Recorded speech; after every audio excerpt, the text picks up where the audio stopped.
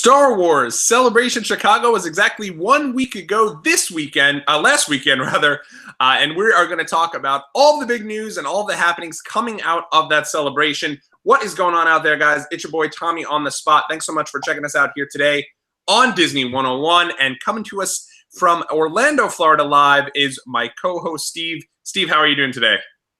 You know me, magical as always. It's a shame. We just lost some really good content on there. We didn't lose it. Maybe we'll at some point post that as a blooper or something. But everything went to awry once we eventually came on air a minute ago.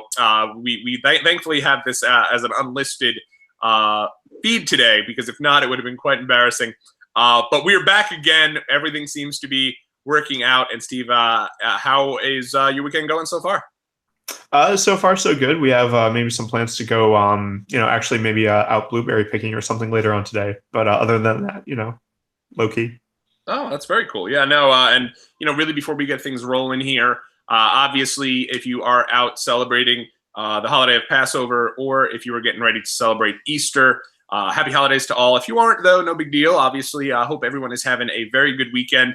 Steve, have you done anything specifically for any of the holidays? Not specifically, no. In fact, I actually had a sandwich this morning, so I'm already kicking the Passover thing. So yeah, I was trying. Yesterday, we went to a really nice Seder. My buddy Dave had kind of led that for us, and it was really nice one with my mom. And then we did some Easter egg painting and all that back at our goddaughters, and we were doing really well. We even had pizza made with cauliflower crust. It was good stuff.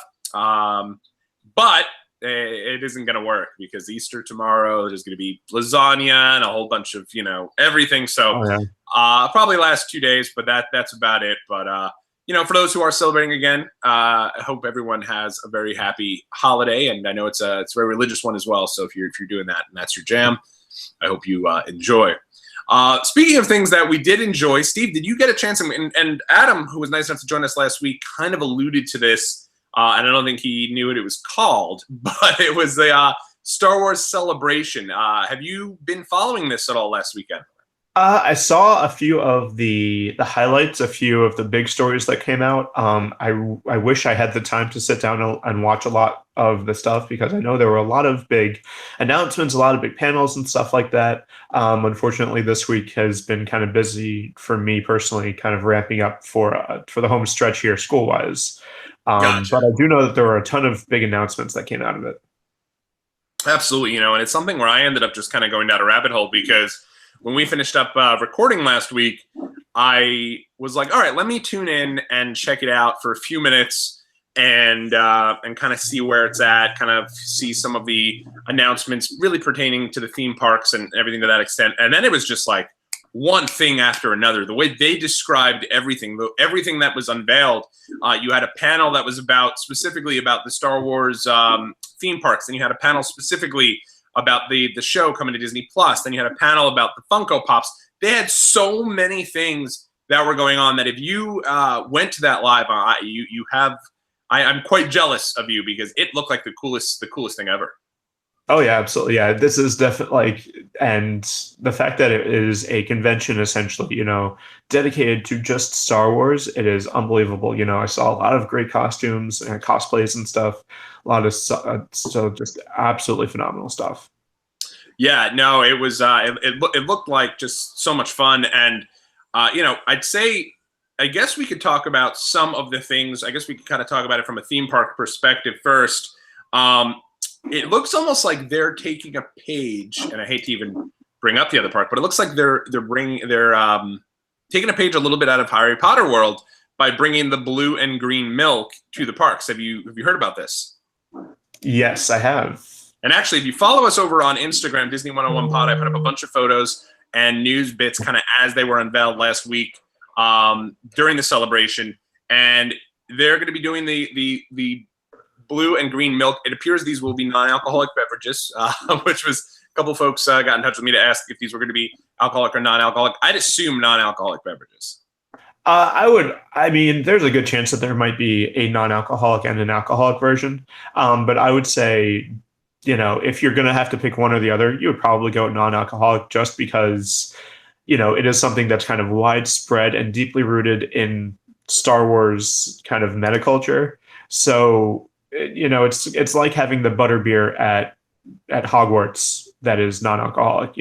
They could have probably very easily twisted around and made an alcoholic version, but it's something that kids are going to want to have and going to want to try. So it's better off that you make it non-alcoholic. I agree, and that's a really good point too. I mean, you're right. It's going to be something where if a kid goes to a park and they see there's 3 different types of butterbeer, it doesn't matter that one's going to be alcoholic. They're eventually going to want to try that, and that isn't something you necessarily want to encourage. So that's a really good point. Kind of the other drink news that's coming out of this, and again, something I'm really jealous about. The folks from Coke were there at Star Wars Celebration last week and gave a Star Wars. Now you can help me out with this. That Star Wars-ish type writing. You know what I'm talking about? I mean, there's a few different languages I think that it could be. I don't know which language it is particular, but it's also, I think, the same language that we actually, when we went on our Star Wars cruise, we had an opportunity to get like name tags that were made up. So it was like whatever language it is, it was in that language. But yeah. Yeah, that's and they have these really nice red Coca-Cola shirts. That everybody who was at the celebration who went to that panel was able to take home with them. So that was really cool. And then they unveiled these. I'll try to give you guys a little look here, but you guys can check out a much better photo here on our Disney 101 Pod Instagram. These Coca-Cola exclusive Star Wars Galaxy's Edge bottles that they're going to be making and have on sale there for Coke, Diet Coke, Sprite, and for Dasani water. Did you get a chance to see these, Steve?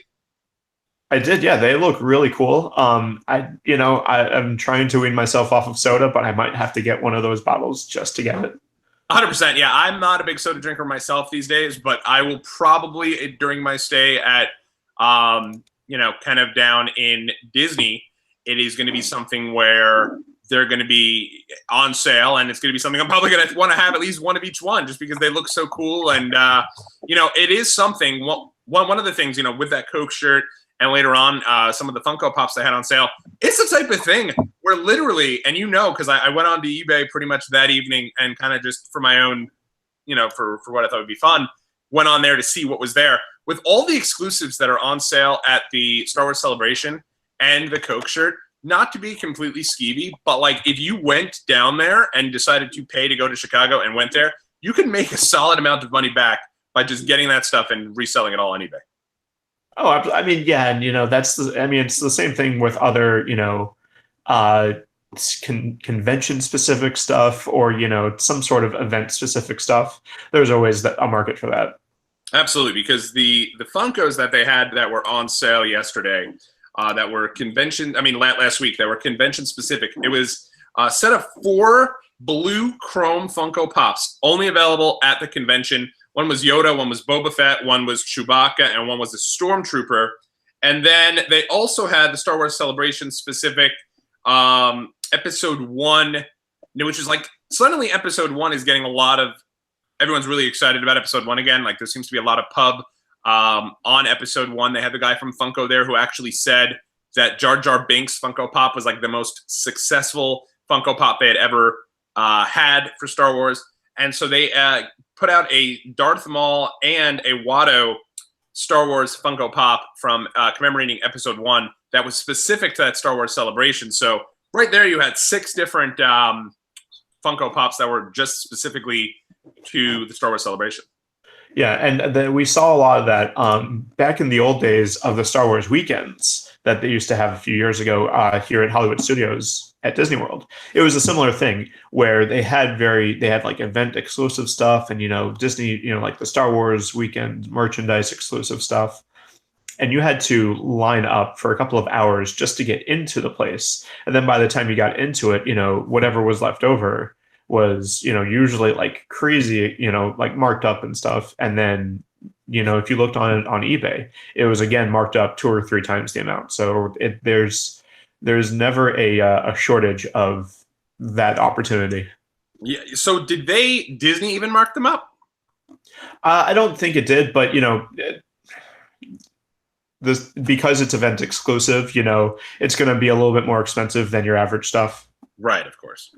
And one of the other things they announced, in kind of keeping with that the Funko Pop deal that they said was going to be coming out, is they are making a Parks exclusive DJ Rex Funko Pop. Did you get a chance to take a look at this? Yeah, it looks kind of cool.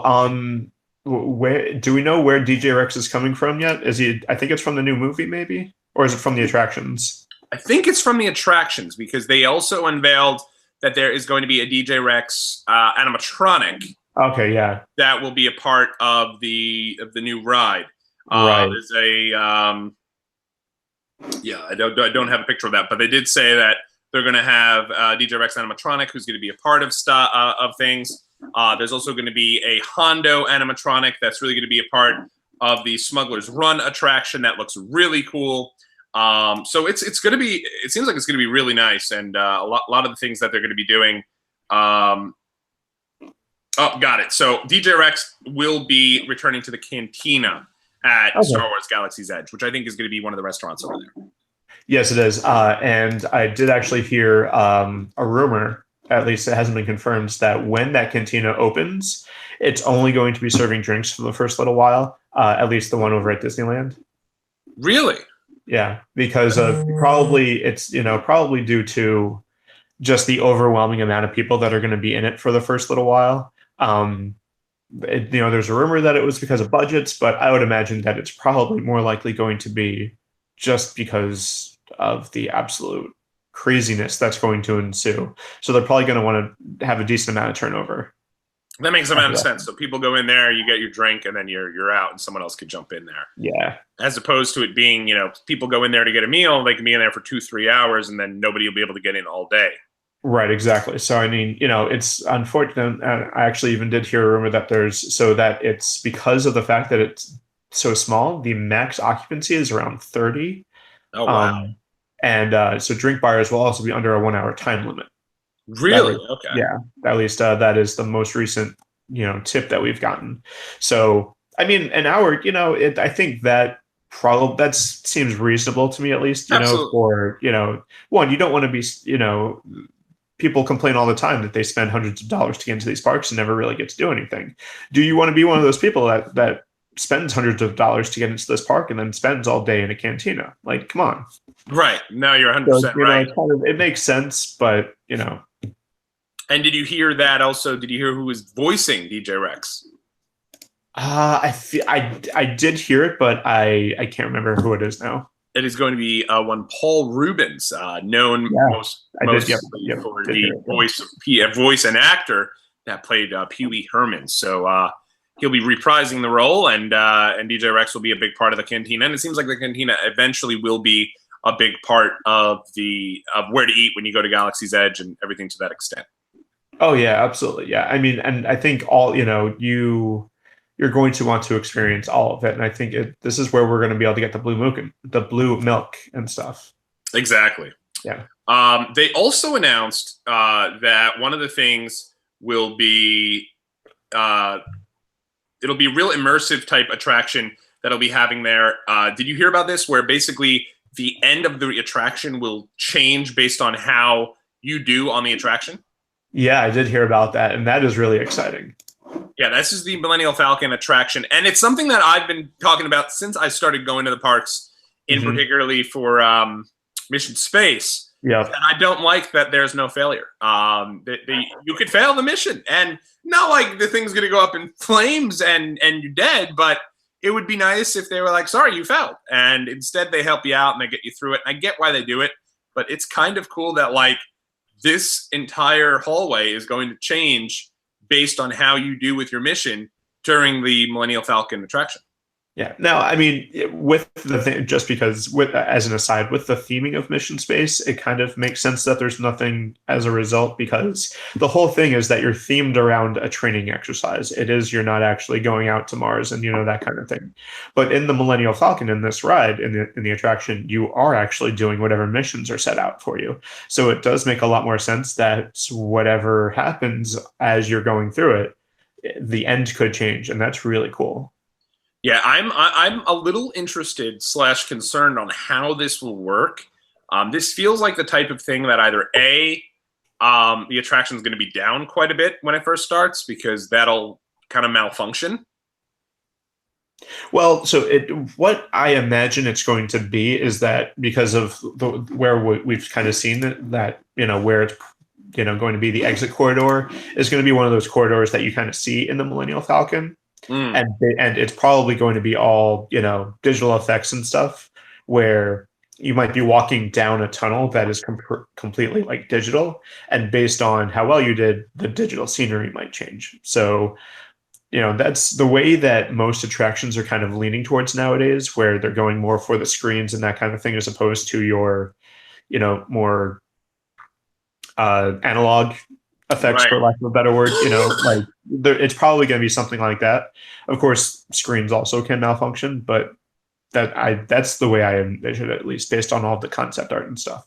Yeah, that does make a lot more sense, especially because I'd feel like if it wasn't screens, I would honestly wonder how they're going to be able to do it so frequently. But it does look really cool. I also like the interactive piece of it, that you can really get involved by doing the things with the Disney Play app and kind of go around the entire Galaxy's Edge and decide who you're going to be kind of supporting there. Which one of the sides? Did you see this? Yeah, and it sounds honestly a little bit kind of like the Epcot adventures that you can do on your phone. It started with the Kim Possible thing, and now it's Phineas and Ferb themed. I don't know if you've ever experienced that. Well, the issue I have with it is that your phone at Disney World dies instantly. That is true. Yeah, you really need. What's that? They used to give you an actual like other device to use when you're doing it, and it was like a flip phone communicator type thing. Oh wow! But yeah, so they used to actually give you something that you would take along with you, and then once you were finished with it, there's a couple of spots that you could kind of just dump it or hand it back to a cast member or something. But now they have been, because of the Disney Parks apps, the Play app, and you can actually get through it through My Disney Experience too. Yeah, so they're relying more on everybody having a smartphone, but like you said, it's going to really drain your battery. Right, exactly. I mean, you can go and get those little gimmicks that you have, the little rods that you can refill throughout the parks, and I think that's something that is really cool that Disney does. They're like little portable chargers that you can charge your phone into, and then get rid of that, and then go and get a new one by the end of like as much as you need.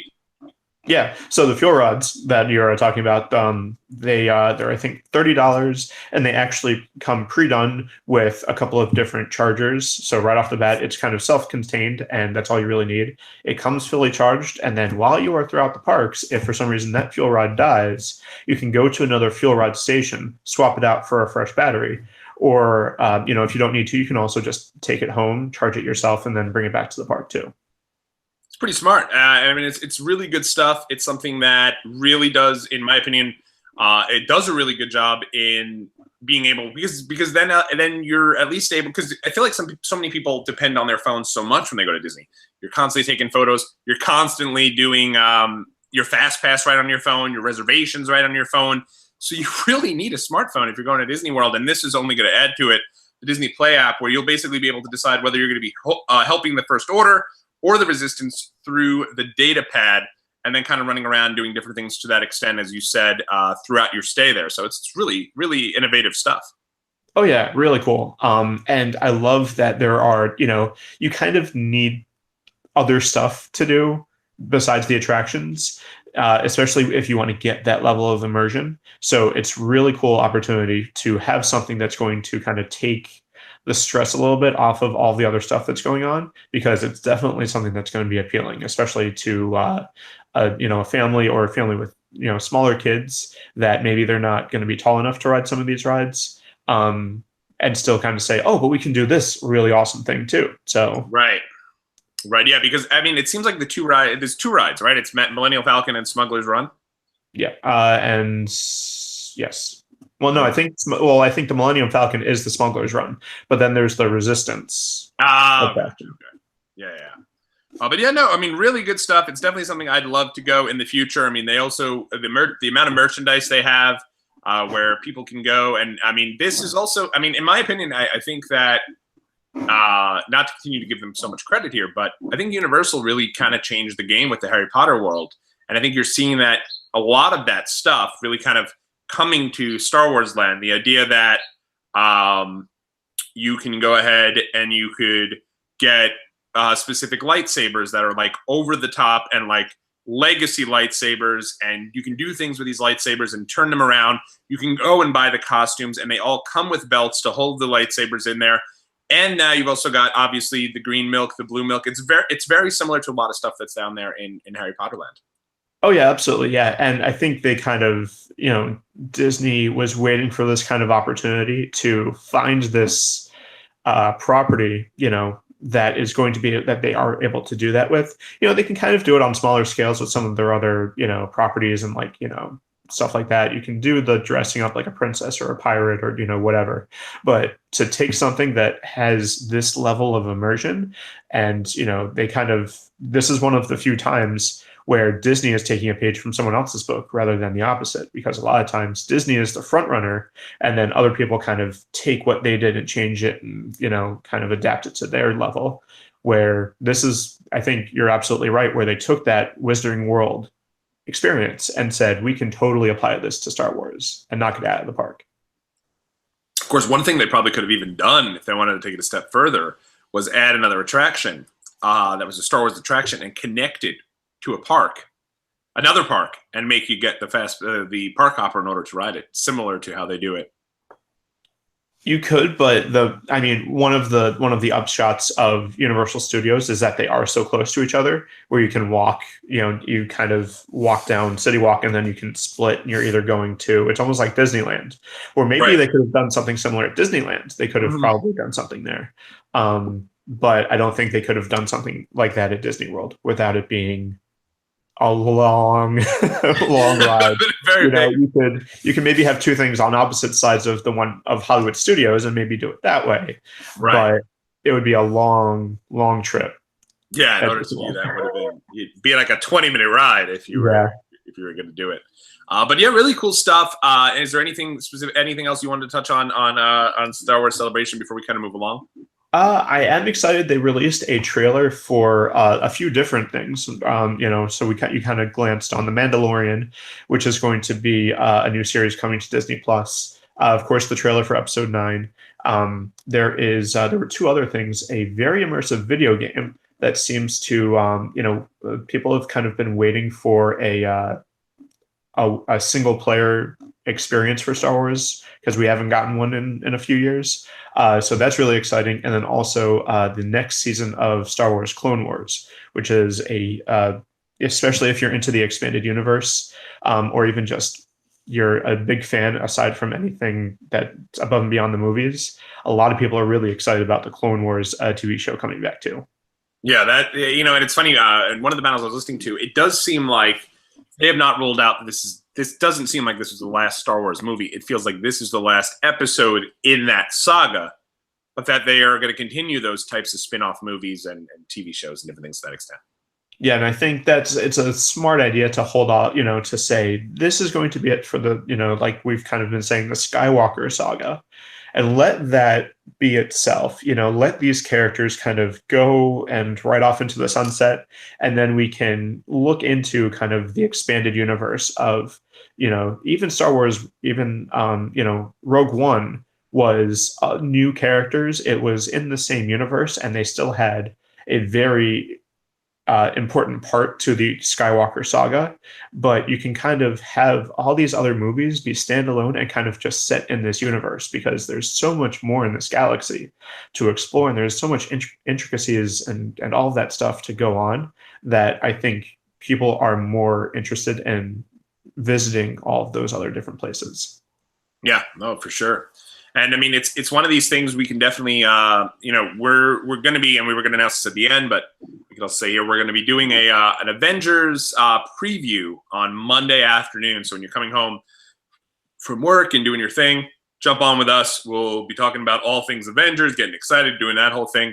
But I guess, which movie do you feel like at the end of, when all is said and done, is going to do a bigger job? Is it going to be the Avengers here coming up next weekend, or is it going to be Star Wars at the end of the year? That is a very good question.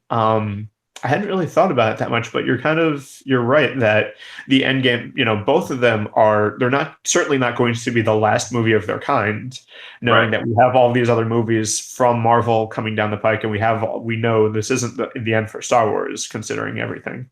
But that's a really good question. It's an interesting question. My instinct would go to Avengers as far as wrapping everything up. Because actually, I don't know. It's tough because I feel like the Avengers, they've continued it for 10 years. Mm-hmm. So, like, people who were kids when the first Avengers movies came out are 10 years or 12, 11 years older at this point. But they're still, I mean, you're going to, whether that person who started watching the movies was 5 years old, now they're 16, or whether they were 10 years old, now they're 19, 20, whatever. I feel like it's a little, I feel like people are more immersed in that particular story, potentially, because it's been all at one time. Whereas the Star Wars stuff has been kind of spread out over decades. Like, many people who grew up on Star Wars are passed on, I hate to say it, or are, way older and whatever. So maybe that. But one thing to think about is that Star Wars is coming out in Christmas weekend, which is a big time movie weekend. Yeah, that is definitely true. I think if we're talking about wrapping up their actual storyline arc, I feel like Star Wars kind of has to a little bit more, just because it is really going to be the end of the Skywalker saga.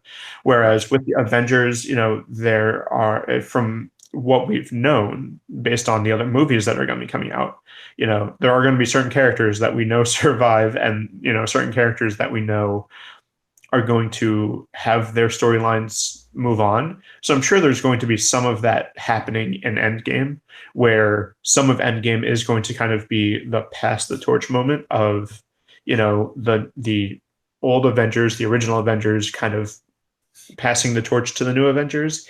And that kind of in and of itself means that those arcs are going to continue.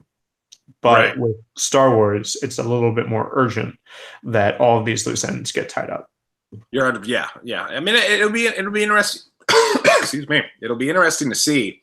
One other thing, when it comes to this kind of the end of the Star Wars, is it does seem like these spin-off shows on Disney Plus are going to follow specific storylines. Is it from Star Wars?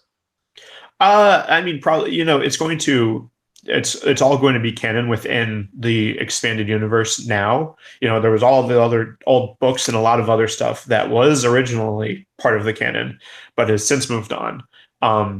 So now moving forward, there is a lot of canon and a lot of other stuff that it's going to happen within the same galaxy.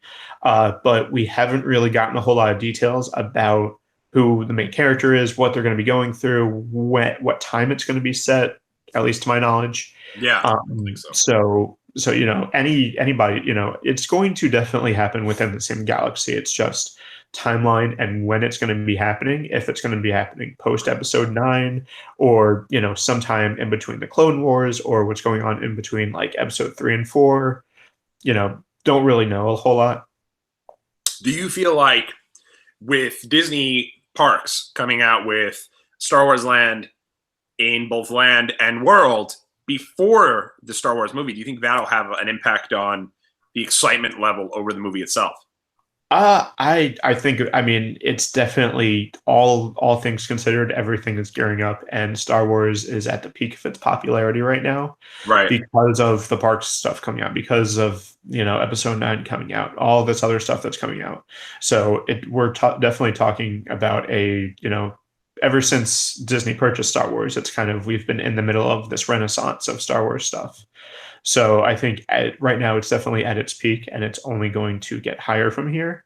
But I think once all is said and done, everything, I would love to see stuff that happens in Episode 9, and then stuff that maybe happens in the Mandalorian stuff have some sort of interaction with the park stuff.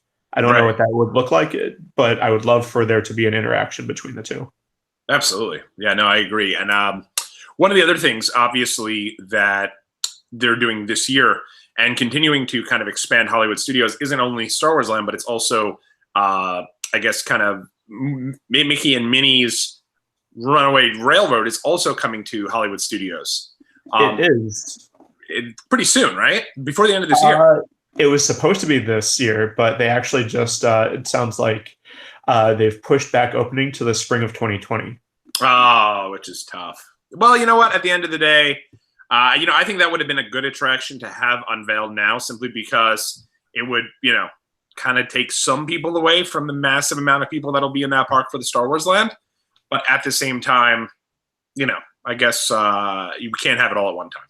Yeah, but I mean, I feel like it would kind of be, I feel sorry for whatever other movies are going to be coming out in the next month, because they're not going to do well because of Endgame. And just like any other movies that are going to be coming out around Christmas, Star Wars is going to trump it. So I think it would be a little bit like that, where, hey, we have all of this stuff coming out for Star Wars and also the Mickey and Minnie ride. That's very true. Have so you heard, by like, the way, one thing that is kind of cool, have you heard what they're doing in terms of Mickey and Minnie's kind of the 90th celebration on Main Street, USA? I have heard it. Actually, when we were there last week, we saw a little bit of it. Because it's there in the area where Interactive Mickey was, right? Yeah. And replacing because they had to shift around a lot of the characters. So Pluto, I believe, is where Minnie Mouse was. And he's no longer in the middle of Main Street, USA, which is where he usually is stationed. Yeah, so Pluto was usually there, but I think Minnie was usually in the back in the sideshow. Yeah, and I think now Pluto's in the back of the sideshow. Huh. And did you hear what they replaced Pluto with? I did not hear that. Long Lost Friends. So every day when you walk... Yep, I did. Yeah, because I've seen pictures of people with those long lost friends, which is interesting. Yeah. Really cool stuff. Yeah, I mean, the idea that every time you go into Main Street, USA, during this period until, I guess, the Mickey and Minnie's 90th celebration is finished, you could see different long lost friends throughout the years. I haven't heard anything about my main man, Darkwing Duck, but that's always the one I'm waiting for. I don't know if he's there, but I've heard some really cool long lost friends that are there. Have you heard anybody? Oh, my camera's falling here. Did you hear anybody? I've seen pictures. I've seen Chicken Little. I've seen. I think I actually saw Prince John and the sheriff make a very brief appearance from Robin Hood. Yeah, it's a cool little interactive. It's the meet and greets. I feel like are fun when you don't know who's going to be there. It's similar to the meet and greet of the name escapes me. And you took a picture of it and put it on, I believe, our Instagram. In Animal Kingdom of one of the characters in the wild now. So it's Kevin from Up. Yes, there you go. And he's just not so much. He roams, right? Yeah, he just roams. So it's not really so much as a meet and greet as just him walking around. And that's one of the big differences between Disneyland and Disney World, where a lot of times characters can kind of roam around a little bit freer at Disneyland because, at least up until recently, they had very reduced. At least slightly, definitely more reduced attendance than Disney World is used to. So Disney World characters don't really roam a lot because they would just get swarmed. Right. So they're usually in very specific places, except for Epcot. Epcot has a couple of different almost hidden character meet and greets sometimes, because a lot of times they are earning their ears. So it's characters that you wouldn't normally see. Gotcha. Okay. So there are three main places. One is the Showcase Plaza, that's kind of in between the United States and Canada, or Canada and the United Kingdom. If you go to the right, you go walk past Canada, next to the Joffrey's Coffee Cart, there's those kind of big double. It's like a gate. If you go through those, if you're over in that area and you ever see lines kind of forming randomly, it's because characters are going to make an appearance over there. There's also one over by the International Gateway where randomly characters will pop up. And then also on the other gate next to the American Adventure, in between America and Italy, is another gate where characters are popular to kind of pop up. Gotcha. And there'll be really random characters too. Like the characters, I guess they're kind of gauging interest in, so to speak? No, it's just really random characters, mostly because of character integrity, where a character is not going to be in two places at once. So they need to Gotcha. kind of pick random characters, especially at Epcot, because there are a lot of people that meet. So it'll be random, like Meg and Hercules from Hercules. Really? Yeah, you'll see the chipmunks are popular, country bears are popular there, and then it'll be other random characters. That's really cool. Yeah. Speaking of Epcot, a nice little transition you threw in there. I wanted to quickly mention here they did announce this past week the final presentation of Illuminations will take place on September the 30th. And the very next day is when they're going to unveil the new temporary show that they're putting out there, kind of while they build the new one. Yeah, very exciting. And I am kind of also glad that they chose not to make it a weekend, considering it's also during Food and Wine Festival. Ah, there you go. Okay. So, people that might not necessarily, that are probably waiting to go to Epcot for the weekend, hopefully won't be there. That is very true. You're right. That's a great point, because you're going to have all day. You could even go and you can do that Monday, the September 30th. It might be right in the middle if they bring back the Monday Night Football series.